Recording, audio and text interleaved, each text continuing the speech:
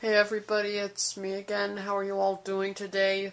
And sorry there hasn't been really a variety of new videos on my channel. I've just been pretty much for the past 2 weeks buried with all these Godzilla Unleashed requests, but here's something new. I'm planning to end the requests soon, just do all of them, get them out of the way, because I have a bunch of Halloween stuff planned in October. But before that, this is a DVD update again.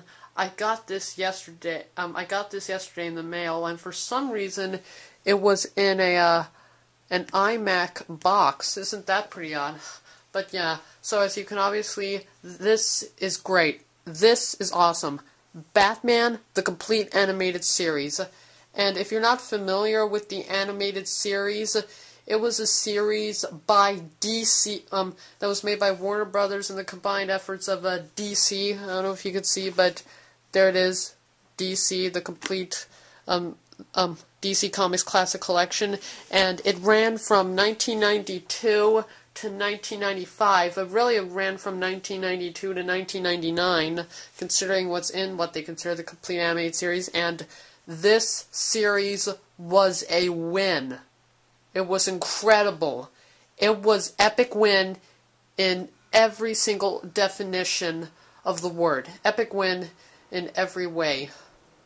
Now, what the Batman is supposed to be, it's not any movie going, it's not trying to be any movie recently. It's not trying to be a Tim Burton one, a Joel Schumacher one, or a Christopher Nolan type one, but they do use parts of the Batman theme by Danny Elfman in this.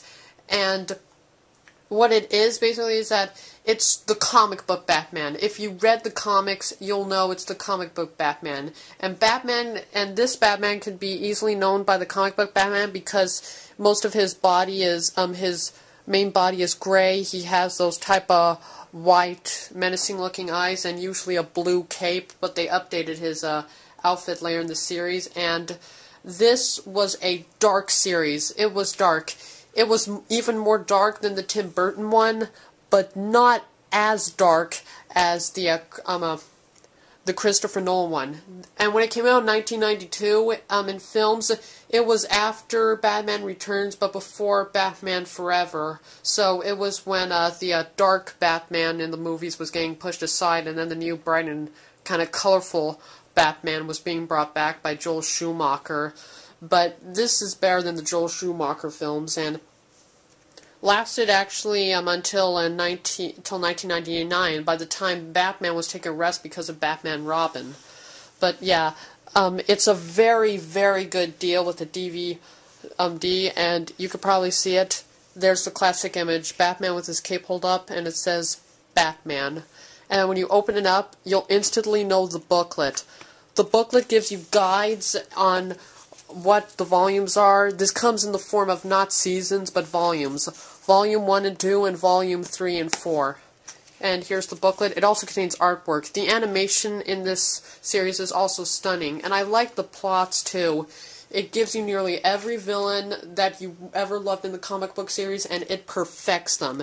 It gives you Batman perfects them, and it even gives you some of his sidekicks, like Robin and Batgirl.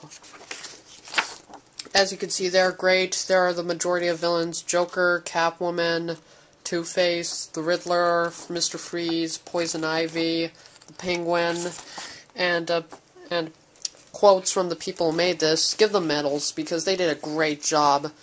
Here's some artwork.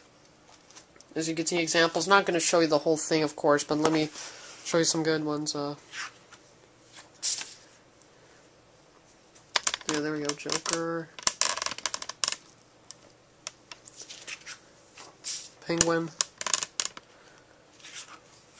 And then here's some colorful ones, like Gotham at Night, or Gotham in general. Then, more shots Gotham, and that's Wayne Manor in black and white. Also has some, like, what they plan to put together, like the script itself and how it starts out, like Man-Bat's chase.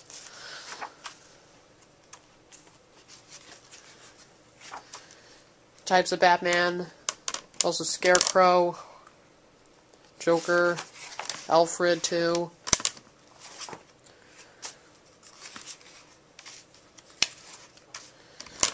very good artwork, and it also, let me see if I can find a guide. On here you have Volume 1, the Penguin, but I'm not going to show you all the volumes. On every volume and the episode that's on it, it has a different villain. I think Volume 1 it's Penguin. Volume 2, I believe it's Catwoman. Volume 3 is, I think the Riddler.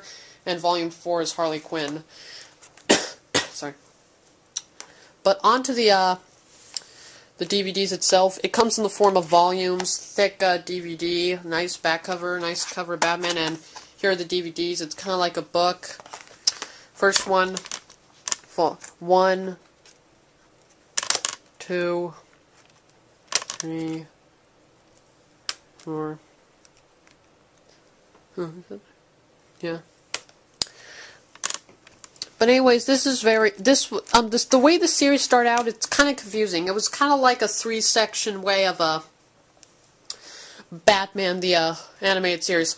The first one just simply stated what the series was going to be like. Batman was put in a dark mood, as well as Alfred, Commissioner Gordon, the police followers, and Gotham itself. And the first episodes brought and basically told the story of the villains. Like the first episode's Man-Bat. I haven't seen much of it, but by clips I think I know what the general episodes are like. But first, like, they start off with Man-Bat, then they go to Joker, then they go to Scarecrow, then they go to Poison Ivy, then they go to the Riddler, and that just continues. And the first one was Batman. The main superhero was Batman solo. He didn't have any help, and though for the second episode, Christmas with the Joker, Robin helped him, but then after that, he pretty much just kind of like got kicked off, and then they focused more on the villains, and it was great. Great plots, the action was always thrilling, it always kept you awake, willing to see more. Every episode was basically 15-minute story, and then another 15-minute story, keeping it to half an hour, which was basically like, and it was very good, and I mean very good. The episodes that brought on the villain are possibly the best the series has to offer. It was also created by Troy Walker and had some feature animated films. I'm not going to spoil. This is a lot to say, but if you haven't seen Mask of the Phantasm, the Batman the Anime movie, as it's called, go out there, buy it, and see it. It's better than The Dark Knight. It's tied with Batman 1989. Tied as my favorite Batman films.